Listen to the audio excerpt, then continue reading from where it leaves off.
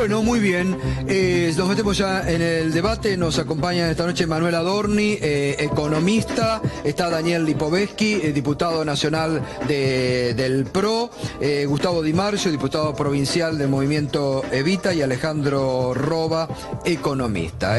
Le pregunto a Di Marcio, que además usted es de movimiento Evita y de relacionado a los movimientos sociales, esto que comentábamos recién con Berco, ¿no? Esto de que cada vez los más ganan menos y los más poquitos ganan mucho en la Argentina. ¿Cómo está impactando a nivel social? Bueno, es dramático. Nosotros todo el año pasado estuvimos movilizándonos y trabajando alrededor de esta idea de que la transferencia de riqueza que estaba haciendo el gobierno con ese modelo económico y ese proyecto económico que parece ser más un plan de negocios para esos mismos CEOs que hoy están gobernando la Argentina que un proyecto de país, está impactando fuertemente en los sectores más humildes donde hoy se discute nuevamente el hambre, donde hemos tenido que abrir nuevamente copas de leche, comedores, porque hay una situación donde ya se debate nuevamente en la familia poner algo arriba de la mesa para poder comer y eso está estallando en el conurbano bonaerense. Hoy la situación es muy grave, muy crítica, porque si bien ha habido ingresos para las fiestas, la perspectiva que tenemos es muy dramática. Alejandro Roba, ¿vos crees que esto forma parte de un modelo económico implementado por el macrismo? Mira, yo creo que ya este experimento Macri, que no llega a ser un modelo porque la verdad que no cierra por ningún lado, no le sirve a nadie. No le sirve a los trabajadores ni a los sectores vulnerables, pero tampoco le sirve a las empresas grandes, ni a las pequeñas empresas. Ustedes mostraron lo de Luján de hace 15 días, bueno, eso no se resolvió para nada. Todo el tema de la unidad de los trabajadores y las empresas pymes textiles en Luján no han tenido una sola respuesta del gobierno ni municipal ni nacional. Y para colmo, el nuevo ministro lo que dice que para frenar la inflación va a abrir más la economía. Digo, en un mundo que cierra su mercado interno, podemos hablar de lo que está haciendo Trump en Estados Unidos, la Argentina regala su mercado interno y ahora también regala su sistema financiero, sacando el último vestigio de control de capitales especulativos, que es la primera medida del gobierno de Duhovne fue exactamente eliminar el último vestigio de control de capitales especulativos en la Argentina. Entonces, aquí, cuando ingresan capitales, estamos todos contentos, si son para la producción, pero lo que van a entrar son capitales productivos y cuando vean la primera media corrida se van a ir automáticamente. Daniel Lipovetsky, ¿es un modelo para pocos el plan de Macri? Esto que hoy debe conocer el INDEC, que comentábamos recién, preocupante como dato de redistribución de ingresos. Buenas noches. Es preocupante, pero no de ahora. En la realidad que a nosotros nos viene preocupando esto hace muchos años. Ahí hablaban de que la última información era del 2014. Bueno, habría que ver qué pasó, ¿no? Porque claramente cuando nosotros asumimos el gobierno había 12 millones de pobres, por lo tanto ya esta brecha existía y por lo tanto es justamente el objetivo de cualquier gobierno resolverla. Lamentablemente el gobierno anterior no lo resolvió y por eso terminamos como terminamos desde el punto de vista de la situación de la pobreza en Argentina. Claramente que hay que trabajar para resolver este tema porque no puede ser que cada vez esta brecha se amplíe, sino tenemos que trabajar para que se achique. Pero las medidas que se fueron tomando mira, la verdad que me parece no profundizan. Yo te diría no digo que sea nuevo, pero yo no te lo diría que hay que hacer la evaluación, hay que hacerla, digamos, cuando termine un mandato. Me parece que, como dijo el presidente Macri en su momento cuando se anunció las cifras de la pobreza oficiales por primera vez después de muchos años en Argentina, dijo: a mí me tienen que evaluar al final de mi mandato a ver si pude reducir o no el nivel de la pobreza. Sí, y yo creo que ese es el camino. Por supuesto que este año fue el año que se fue, en realidad fue un año difícil, pero nosotros también tomamos medidas para justamente de alguna manera para paliar un poco la situación del sector más vulnerable. Por supuesto que no alcanza solamente con los planes sociales, hay que generar crecimiento de la economía, crecimiento del empleo, el empleo en blanco. Me parece que ese es el gran desafío. La evaluación es que hubo un gobierno que gobernó 12 años y no lo resolvió. Me parece que dar un poco más de tiempo a este gobierno para hacer una evaluación sobre esto. Lo decía Di Marcio, digo, ¿antes pasaba esto que usted describió al inicio? Nosotros habíamos cerrado todos los comedores. Mirá, Hace más de 6, 7 años que no había más comedores, eran fines. Nosotros hacíamos trabajos para terminación del secundario en esos locales en la barriada profunda. Hoy tuvimos que volver a abrir comedores y merenderos. O sea, es un doble discurso lo que plantea. Dice algo que pareciera suena lindo, de buenas intenciones, y la realidad es que la realidad es que hoy cerrado, no sé por qué. No, se habían cerrado porque había una situación económica donde estaba la changa, y la changa era lo que permitía. Bueno, no voy a hablar. No le mientas a la gente. No, vos estás mintiendo. Es un doble discurso de que te escucho desde que llegaste a este gobierno. Un doble discurso permanentemente. Que no había comedores. Hay despidos, decime, hay despidos. Decime, hay despidos. El conurbano y preguntemos si no hay comedores. Vamos, si no conoces el conurbano. Si no conoces el conurbano, ¿qué hablás? Por favor. Si no te tiras esa cara para decir lo que estás diciendo, que hay hambre en los barrios. No le mientas a la gente. Es un doble discurso que ¿Cómo vas a decir que no había comedores? Lamentablemente. No había. Era otra cosa. Eran centros culturales, sociales, eran fines de terminación de secundaria. En eso se habían transformado los locales políticos y sociales. Pero ¿qué vas a hablar del pasado? Vos hacete cargo de tu gobierno. Vos dijiste que tuviste que no había comedores. Vos dijiste que no había comedores. No había. Exactamente, nosotros habíamos cerrado. No, justamente por una pregunta de Gustavo te estoy diciendo. Entonces parece que ahora volvimos a abrir. Había 12 millones de pobres y había cientos de comedores, lamentablemente, porque había 12 millones de pobres. Que hoy los hay, es lamentable. Tenemos que trabajar para que no había hambre, no teníamos el problema del hambre. No teníamos el problema del hambre. No teníamos resuelto el trabajo con derechos. Había 5 millones de indigentes. ¿Cómo así que no había hambre? Es una falta de respeto decir eso, por favor. Y encima teníamos una presidenta que decía que teníamos menos pobres que Alemania. Por favor. El gobierno me parece que es muy rápido para echar la culpa a la herencia. Ahora el rabino Berman le echa la culpa a Dios. Digo, es muy rápido para echar la culpa. Ahora, no se hace cargo de ninguno de los problemas y ya ha empeorado los problemas que había. Digo, si había problemas, yo te aseguro que los comedores donde yo vivía y donde vivo, en Luján, en la zona oeste, los comedores atendían de vez en cuando. Y te digo la verdad, había problemas. ¿Sabes cuál era el problema? Que sobraba en algunos lados y un problema logística y a veces se vendía. Ese era el problema que teníamos, pero no faltaba.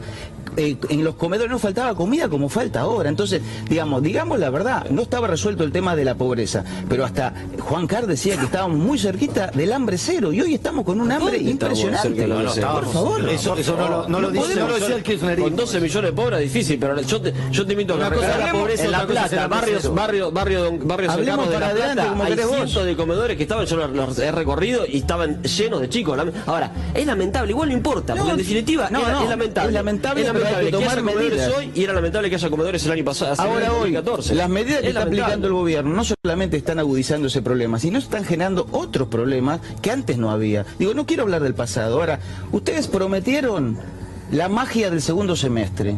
Ahora, la magia es que en el verano no empezó todavía. Digo, no hay medidas concretas. La primera medida que podía haber sido, que era continuar con este 5% para los pagos con las tarjetas de crédito, la han sacado.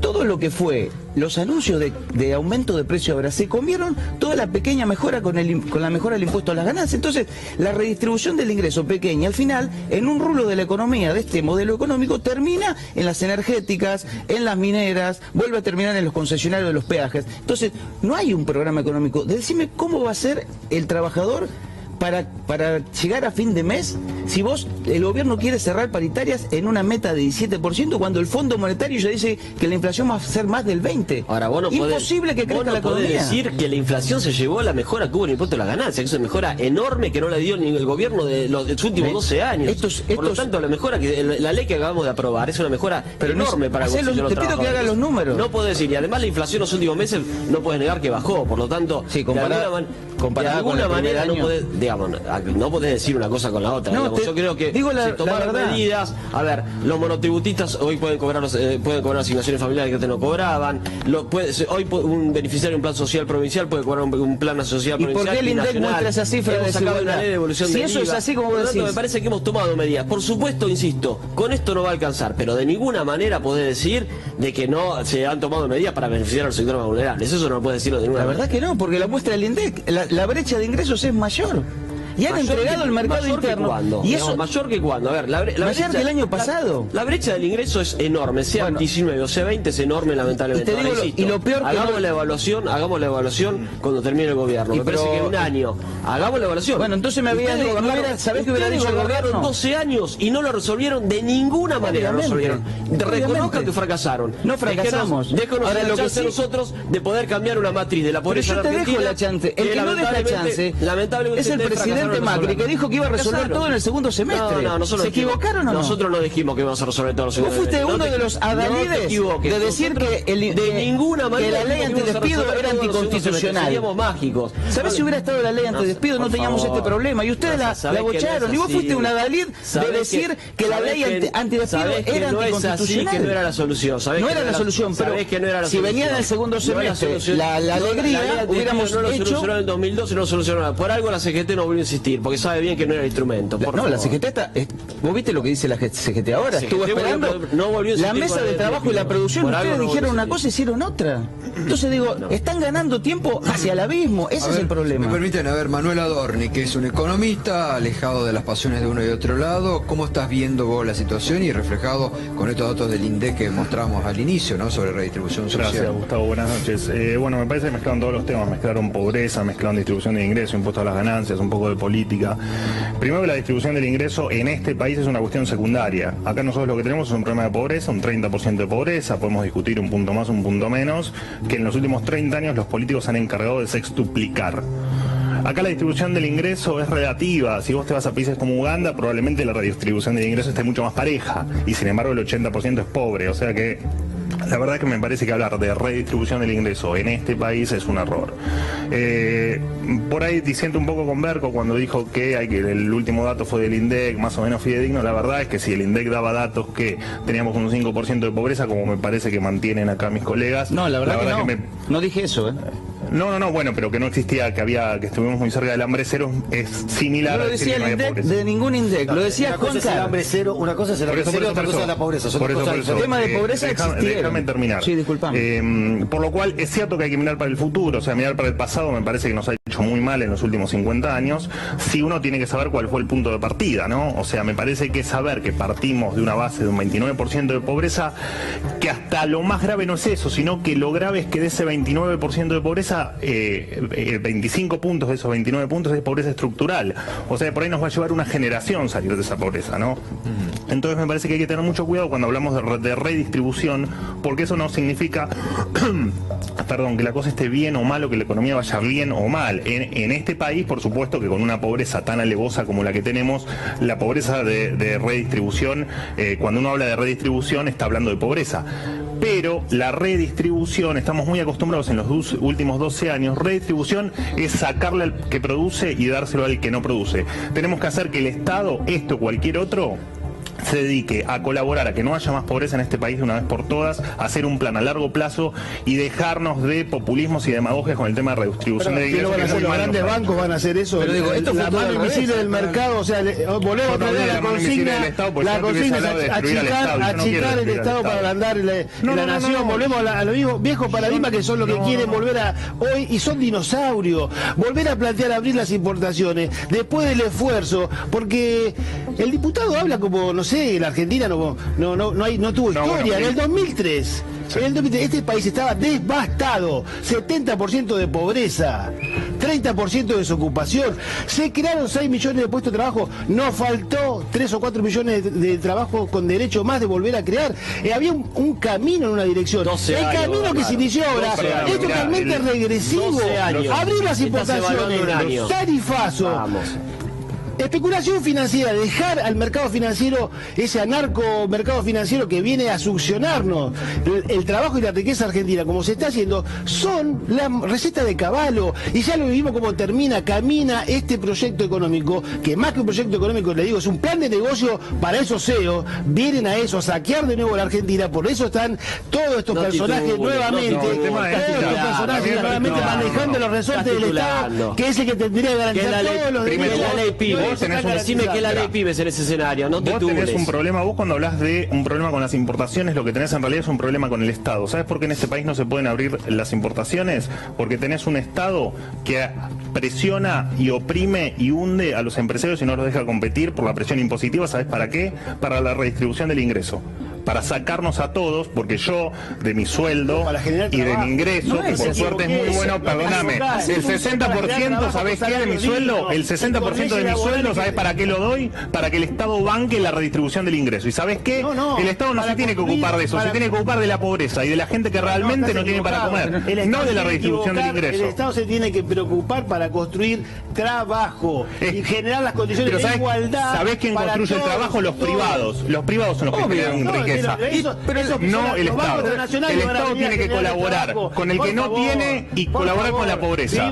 Lo dice el Papa Francisco cada vez que puede. Este capitalismo viene a dejar. Pero no me mezcles al Papa Francisco, por favor. Estamos hablando de una economía golpeada, estamos hablando de pobreza. ¿Qué me hablas del Papa Francisco, por favor? Claro que sí, te lo voy a hablar. Por supuesto que es el único que se está preocupando por los humildes y los trabajadores del mundo. O se preocupan los grandes bancos, o las grandes corporaciones, por el hambre que hay en la Argentina. ¿Sabes cómo se sale de la pobreza? Con dos cosas.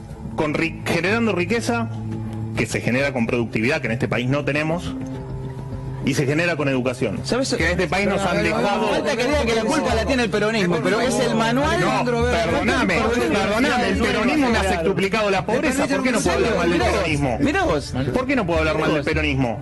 Que con la bandera de la justicia social lo que hicieron fue un desastre. Manuel, perdóname, pero Perdón. Lo primero no lo entendí. Lo único que entendí es que querés pagar menos impuestos. Pero No. pero Dije que los impuestos generan que no haya productividad y que no se genere trabajo genuino. el efecto multiplicador del consumo sobre la economía, me imagino que lo conocés en Por términos supuesto, teóricos. por supuesto. Este año que el consumo se desplomó, incluso por debajo de 2014, que es la última recesión que tuvimos, se vio claramente que la teoría del derrame que vos precariamente acabas de esbozar no funciona, pero ni por las tapas. Este año el consumo, si se hubiera hecho lo que vos decís más acentuadamente, estaríamos en una crisis mucho peor. Sí, igual yo te hablo del mediano y del largo plazo. Ah, bueno, por eso te aclaré que el Estado tiene que salir inmediatamente a ayudar al 30% de pobreza, y por supuesto que yo estoy a favor de la ayuda social, estoy a pero favor... la redistribución del ingreso no es solamente una cuestión de caridad, como vos la no, pero por supuesto es que una no. cuestión también de crecimiento económico. Que los sectores de menores ingresos tengan ingresos ayuda a que los que producen riqueza, como vos decís, que yo eso no lo comparto ni en términos teóricos ni prácticos ni nada, a que esos también produzcan y que generen empleo. Si a mí, eso es el mercado interno. Perdóname, primero que vos sabés muy bien que el mercado interno o el consumo es el responsable de la generación del 80% del PBI. O sea que por supuesto que cuando vos tocas consumo, entonces la redistribución del ingreso tocas la economía. Hacia el crecimiento, ¿o no? En el corto plazo. Sí. Pero cuando vos pensás, lo que pasa es que nosotros los argentinos somos cortoplacistas por un montón de razones. Porque hay elecciones cada 2 años y porque los políticos abren o cierran la billetera de acuerdo si es año par o impar. Bueno, eso ya, y otro montón de razones más. Abrimos otra discusión. Pero en el largo plazo, vos la única posibilidad que tenés de salir de la pobreza y de combatir esa pobreza no es con redistribución del ingreso y con consumo, porque tuvimos un exceso de consumo durante 12 años que a qué nos llevó. Que no hay exceso de consumo, son dos problemas distintos. Si hay subconsumo es porque hay subingreso. Y el subingreso se combate en parte. Berco, yo estoy de acuerdo. A ver, está claro que el salario real cayó y se desplomó en el 2016. Yo no discuto datos de la realidad. Yo lo que te digo es que vos, en el mediano y largo plazo, vos tenés que apostar no a la redistribución del ingreso y a ver qué hacemos con los planes. Es y a ver qué política tuya, no es técnica. No, es económico. No. ¿Por qué? Porque vos lo que tenés que generar, porque acá hablamos de por qué las retenciones y por qué les devolvemos a los más ricos las retenciones, y en realidad lo que vos estás haciendo es devolverle la riqueza que generan. No. Sí, que genera la riqueza. Y menos el sector agropecuario, que saca la renta de la tierra, que es de todos los argentinos. Ellos son propietarios de un pedacito de la tasa de ganancia que se tienen que llevar, pero no de la renta agraria, pero que es de todos los argentinos. Lo que vos estás diciendo ya no se aplica. Te doy un ejemplo. El líder máximo del neoliberalismo a nivel mundial, Donald Trump, ¿qué está haciendo? Lo está amenazando a sus propias empresas a que tiene que invertir en su país. Y vos querés hablar de la mano invisible. Yo no hablé de la mano invisible. Bueno, estás hablando de que hay que aumentar las ganancias empresarias, que va a haber inversión. Este año hicieron esto y el sector agropecuario vendió lo mismo que el año pasado. Entonces tu teoría no se aplica. Primero no posee ninguna teoría. Bueno, o sea, lo que dije es que no se aplica para la Argentina. A lo mejor que lograr en que Uganda seamos un país puede ser, en la productivo. Argentina no se aplican. Hay que bajar la presión impositiva, hacer que todos seamos más productivos y que generemos más riqueza, si los ricos no para en pagan tal nada. caso después redistribuir. ¿Qué querés redistribuir ahora? Con un 30% de pobreza y con una presión impositiva que no podemos salir a la calle. ¿Dónde está la presión Vos tenés que impositiva generar alta? Y alta, el 60% de lo que ¿sé cuánto- 7 meses del año que recauda trabajamos bienes todos los personales privados y se lo damos al inmobiliarios? Estado. ¿Cuánto recauda la recaudación total de la Argentina? Bienes personales y los impuestos inmobiliarios. El Bienes personales, 3%. Bueno, entonces decime dónde están que los ricos paguen impuestos. Acá los ricos no pagan impuestos. Yo no hablé le de que los ricos devolvieron lo que paguen o no pagaban. paguen impuestos. Yo te hablé de hacer un país productivo, un país por supuesto competitivo, que salga a vender al mundo y que nos dejemos de discutir cuestiones que discutimos porque hoy la presión impositiva no nos deja salir a competir, A ver, como es el permite- tema de las importaciones. ¿Cómo Yo hacemos estoy de acuerdo con vos. Bueno, por eso, ¿cómo hacemos con el problema que Pero se me van parece a comprar? que tenemos que ir más para Hay que dejar adelante. alegremente que la gente vaya a ¿Me comprar a los permiten, precios, hay que tomar Daniel, una política vamos, a favor del mercado Daniel. interno. No, me parece, a ver, planteemos una escenario de visión de futuro. Primero, si estuviera todo tan bien como planteas vos, no teníamos la situación que tenemos en la Argentina. Hay que hacer una reforma impositiva integral, me parece que es una discusión que nos debemos, incluido también la coparticipación y hablando del tema de lo que pasa con la provincia de Buenos Aires, que fue completamente discriminada durante muchísimos años y por eso la provincia está tan mal como está.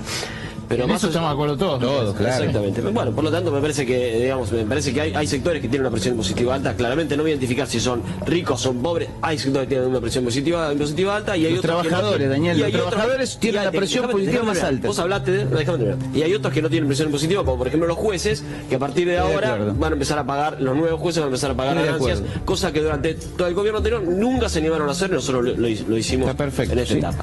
Por lo tanto me parece que hay que pensar un poco en eso. Pero por supuesto que hay que trabajar en reducir la pobreza, hay que trabajar en reducir los niveles de desigualdad de la Argentina, que son muy preocupantes claramente. Ahora, la pregunta es, ¿con el modelo anterior se solucionó eso? Yo creo que no. Ahora, nosotros estamos pensando en otro modelo, pero ese modelo no es ni la apertura indiscriminada del mercado interno, de ninguna manera, por algo hoy 50.000 todavía... millones de dólares por de algo deuda hoy, externa. por algo hoy No, te todavía pregunto, tenemos- el por primer algo año hoy- 50.000 millones de dólares de deuda Perdón, externa. perdón. Habíamos desendeudado a la ¿Me dejás Argentina. hablar? Vos hablás, Sí, ahora pero déjame te estoy hablar. preguntando. No, dejás Con todo hablar. respeto te pregunto. Bueno, ¿me dejás hablar? Bueno. Entonces, por algo hoy todavía tenemos vigentes las licencias no automáticas de importaciones. Hemos abierto varias investigaciones de antidumping por justamente los delitos de comercio internacional. Nosotros de ninguna manera vamos a dejar a nuestras pymes abiertas a la importación ilegal que puede ser las importaciones a precios de dumping. Por algo hemos aprobado una ley de pymes con reclamos del sector que durante mucho tiempo habían venido haciendo y que el gobierno anterior tampoco lo quiso hacer. Por algo sacamos una ley autopartita que demuestra que tenemos una política industrial. Por lo tanto, me parece que el discurso de que este es un gobierno de los ricos, un gobierno neoliberal, digamos, en definitiva, los que implementaron el gobierno más neoliberal de la historia fueron los 90, fue el menemismo y fue parte del peronismo, y donde el cual muchos de los funcionarios que tuvieron durante el menemismo... Pero Daniel, los datos de la realidad no van un poco en el sentido que vos estás indicando. Los datos de la realidad ha sido un año de los números en rojo de la economía y me parece que los dirigentes sociales, acá Di Marcio lo está remarcando, ven una situación que hoy está empeorando en la Argentina. Yo estoy de acuerdo que si vos decís hay que darle tiempo al gobierno, bueno, es una forma de verlo. Ahora, en términos concretos, vos hablaste del antidumping. Hay una empresa de jeringa, la única que queda, que no le están firmando el antidumping. ¿Y si a quién le están haciendo una investigación antidumping para que seguramente se la van a dar? A Techín. Y ya está corriendo esa Pero investigación. abrimos un montón de investigaciones antidumping. Es un montón. Agarré el boletín oficial de noviembre, se publicaron varias aperturas. El 7 de diciembre hay como 5 por lo menos. Hace un pedido de informes a la Comisión Nacional de Comercio Exterior. ¿Qué pasa con la empresa de jeringas? Esa sería una buena medida. Chiquita, pero ayuda. Metalúrgica, textil, hay montones de rubros de empresas que y ya... recordemos que las licencias automáticas están vigentes y fue un mecanismo que se utilizó durante mucho tiempo, hasta incluso por el gobierno anterior, que luego lamentablemente lo transformó en la de Sky y que fue el desbarajuste del control del mercado. Es lo mismo que hace Donald Trump ahora. Y mucho menos. Donald Trump no asumió. O sea que... Bueno, está bien, vamos a ver qué va a hacer General Motors, si va a ir, o Carrier, si va a ir a Monterrey. No, está bien, pero estamos haciendo suposiciones y diciendo que Trump está haciendo cosas, pues lo están diciendo desde hoy y Trump no asumió. Pero hay señales, Trump está cerrando la economía, no está haciendo nada porque no asumió Trump. Pero hay señales de que para qué lado va, ¿no? Está claro que Trump quiere que haya inversiones en el mercado estadounidense y nosotros vamos a querer que haya inversiones. Bueno, hoy se conoció, por ejemplo, que suspendió las inversiones que tenía en Brasil, en Argentina, no va a hacer nada de negocio inmobiliario. inmobiliario. Y lo que está pasando en México. Lo que está pasando en México es tremendo. Ayer amenazó a Ford y hoy amenazó a Toyota, que si llega a hacer inversión le va a aumentar los impuestos no sé en cuánto. Y a Carrier también, Gustavo. Es realmente preocupante, ¿cierto? Es preocupante, digo. No, pero aparte un tema más importante también, que es la tasa de interés, que nos puede afectar a todos, además, incluso a nivel personal, ¿no? A cada uno. Yo quería hacer una aclaración con respecto al tema de lo de Berman, la designación, porque yo obviamente me preocupé, llamé al ministerio para averiguar qué había pasado con esta designación de este chico joven, y me dijeron que fue un error, que inmediatamente al día siguiente que se publicó se hizo la rectificación, que el sueldo de este joven es de 17.000 pesos, no de 70.000, que fue un error en cuanto al cálculo de las unidades retributivas, que ya el día siguiente se publicó, creo que la resolución se publicó el 3, el 4 ya estaba tramitando la resolución. Y respecto al tema de los incendios, hay que también solidarizarnos con toda la gente que ha sido víctima, las pérdidas que ha habido han sido importantes. Recordemos también que hay el control del tema forestal, de los incendios, no solamente es la emergencia, no solamente es una responsabilidad del Estado Nacional, sino en primer lugar de las provincias, y el Estado Nacional tiene que aportar. Por eso el ministro Berman fue y se mandaron un montón de asistencia para resolverlos. Creo que Río Negro está bastante mejor la situación, La Pampa es la situación más Daniel, que me da la sensación de que corrigen los errores que descubrimos los periodistas. Debe haber un montón que no salen a la luz y que siguen ahí. Se publicó en el boletín oficial, no es que estaba escondido en fue una publicación en el boletín oficial. La verdad que ellos me dijeron que fue un error. Después, por supuesto, cada uno se hace cargo de eso. Hay alguna situación que me parece también complicada en términos del endeudamiento, que eso por ahí no lo estuvimos hablando, y que tiene que ver con este dinero que se está dando a la provincia de Buenos Aires, que a lo mejor lo necesita, en contra a lo mejor de las otras provincias. La única forma de que ingresen es con el endeudamiento feroz que está haciendo el gobierno. Eso es, como decías vos, en algún momento eso hay que pagarlo. No es que se está haciendo una deuda para hacer infraestructura, no hemos visto infraestructura, no vimos nada. El 50.000 millones de dólares nuevos para pagar gastos corrientes. Entonces, esa política es la que nos llevó a las crisis más profundas de los 80 y los 90. ¿Hay alguna forma que ustedes tengan de frenar eso? Porque me parece que si nos ponemos de acuerdo en que eso es una deuda ya casi impagable, es una política como de consenso. Digo, tenemos alguna, este año nos vamos a endeudar en otros 38.000, por lo menos lo que dice el presupuesto, millones de dólares. No hay un sendero de inversiones para esa plata, y lo único que hay es mayor endeudamiento para las provincias, y también los datos de las familias es muy preocupante. Es muy preocupante. Se debería llamar Ministerio de la Deuda Externa, ¿no? Porque, digo, si el año pasado 50.000 millones de dólares, este año se está hablando de otros 50.000 millones de dólares, realmente están hipotecando el futuro, y sabemos que eso termina en el abismo, porque esa situación no tiene salida, porque están destruyendo el trabajo argentino, toda la tarea de sustitución de importaciones que se había hecho con tanto esfuerzo. Hoy vienen de nuevamente, lo acaba de decir el nuevo ministro, a ratificar que hay que, para bajar la inflación, hay que abrir las importaciones. Entonces digo, yo realmente no espero nada de este modelo económico. Ya les digo, es un plan de negocio de Soceo. ¿El endeudamiento externo no es preocupante, Manuel? El endeudamiento, primero, las crisis que hubo en este país no fueron por endeudamiento externo. En tal caso fueron la consecuencia de un déficit fiscal o de déficits fiscales brutales en los últimos 50 años que vivimos con déficit fiscal. La crisis del 2001, por ejemplo, fue una crisis de deuda, pero devenida de déficits fiscales constantes, y lo mismo con... No fue así. El tema es que vos acá pasás 10 años sosteniendo el déficit fiscal con emisión monetaria y 10 años sosteniendo el déficit fiscal con endeudamiento. Ahora estamos en el proceso de endeudamiento que, por supuesto que si no lo corregís, pero no corregís el déficit fiscal, que es donde se van ese endeudamiento brutal que vos decís, que estoy de acuerdo, si no corregís el déficit fiscal, no tenés vistas a que esto sea sostenible en el tiempo. Tengo que hacer una pausa y ya volvemos. La predisposición para... ¿Y va a haber salarios sobre esos trabajadores de la economía informal? La idea es que ese Consejo Social discuta, a partir del registro que hay que construir, pueda discutir un salario social. Ahora, esta idea que deslizó después de la reunión que tuvo con Duhovne Triaca esta semana, de generar un voucher social para convertir los planes en plata que se le da a las empresas como parte de un sueldo, y convertir así planes en empleos. Volvemos a eso suena a flexibilización laboral, que no es lo que estamos planteando nosotros. Yo creo que ahí... Pronto si no echa por la borda lo que es como el programa de empleo joven con una empresa empresa gastronómica que querían hacer, justamente flexibilizando todas las leyes laborales, que es creo que es lo que viene para este año, es ajuste y flexibilización laboral.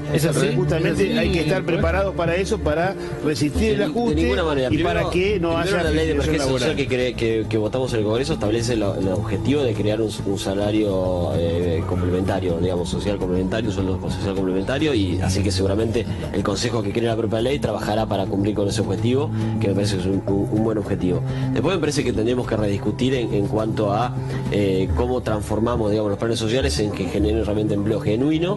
Me parece que es una discusión que tendrá que darla también este propio Consejo, seguramente se la dará, pero de ninguna manera nosotros vamos a caminar a la flexibilización laboral. Lo que incluso ha dicho el propio ministro de Economía, Duhovne, es que habla de la reducción de las cargas patronales, pero eso no significa de ninguna manera la flexibilización de los derechos de los trabajadores. No hay ninguna norma que nosotros hemos aprobado ni propiciado en el Congreso este año que implique una flexibilización de los derechos de los trabajadores, y no está en la agenda hacerlo. Bueno, les agradezco a los cuatro. Solo para decir, digo, esa política que vos estás hablando, que es un poco lo que vos planteabas de bajar impuestos para crear trabajo, fracasó en los 90. Entonces me parece que volver a tener las mismas recetas, vamos a tener los mismos resultados. No fue lo que fracasó en los 90. En los 90 hubo otro problema, que fue el déficit fiscal y el atraso cambiario. Y el atraso cambiario por el cambio fijo que había. ¿Cuál era? La forma de resolverla era bajar los impuestos. Y no se creó trabajo, se creó desempleo. No, que no se bajaron los impuestos tampoco, no era otra cosa. Gracias, muchas gracias. Muchas gracias. Gracias, compañeros, hasta mañana. Mañana viernes tenemos rosca de viernes. Mañana vamos a tener una sorpresa en la rosca. Así que con muchos temas de actualidad, pero vamos a tener una sorpresa. Un barman muy especial vamos a poner mañana. Mañana a las 21 nos vamos a encontrar en este punto de encuentro, que es Minuto 1, aquí en la pantalla de C5N, la realidad y con los debates de la realidad. Ya sigue el Destape TV.